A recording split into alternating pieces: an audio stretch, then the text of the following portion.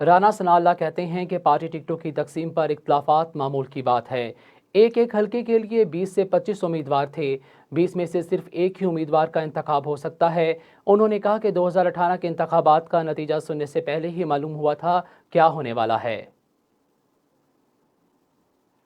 2013 میں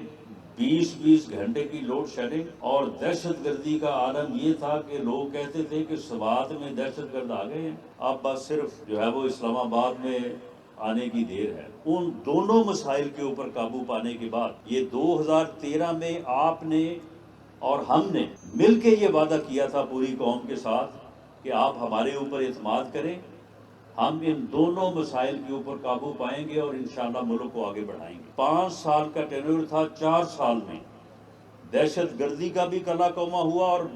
اور load shedding کے اوپر بھی قابو پایا گیا، اور اس کے بعد ملک جو ہے وہ تیار تھا، پاکستان ٹریک پہ تھا، پاکستان جو ہے وہ آگے ایک خوشحال ملک بننے، ایک ترقی یافتہ ملک بننے کے لیے اڑان بھرنے والا تھا کہ دوبارہ ایک سازش ہوئی، اور اس سازش کے نتیجے میں ایک ایسے فرد کو اس ملک پہ مسلط کیا گیا جس کی مجاز میں جمہوریت نہیں ہے، جو پارلیمانی جمہوری سسٹم کے تحت ووٹ لے کے تو اسمبلی پہنچا، لیکن اسے یہ معلوم نہیں تھا کہ اس جمہوری سسٹم میں اپوزیشن اور حکومت گاڑی کے دو پہیے ہیں، ان دونوں کے بغیر گاڑی چل نہیں سکتی۔ اس نے آتے ہی اسمبلی میں اپنے پہلے خطاب میں، اپنی پہلی تقریر میں یہ کہا کہ میں تو اپوزیشن کو چھوڑوں گا نہیں، میں تو ان سب کو جو ہے وہ جیل بھیجوں گا، میں تو ان کو ختم کر کے جو ہے وہ دم لوں گا، اور پھر کرتے کرتے جو ہے وہ پھر وہاں پہ پہنچے ہیں جہاں پہ وہ اس وقت بیٹھے ہیں۔ لیکن معاملہ یہ ہے کہ وہ اس کے اپنے اعمال کی شامت ہے۔ کیا ہم نے اسے کہا تھا کہ آپ جو ہے وہ اگر وزیر اعظم ہیں تو اسمبلی ٹھیک ہے، اگر وزیر اعظم نہیں رہے تو جی میں تو اسمبلی کو جو ہے وہ استعفیٰ دے کے بائی کاٹ کر کے باہر جا رہا ہوں، میں تو اسمبلی کا ہی بائی کاٹ کر رہا ہوں، پارلیمنٹ سے ہی باہر جا رہا ہوں؟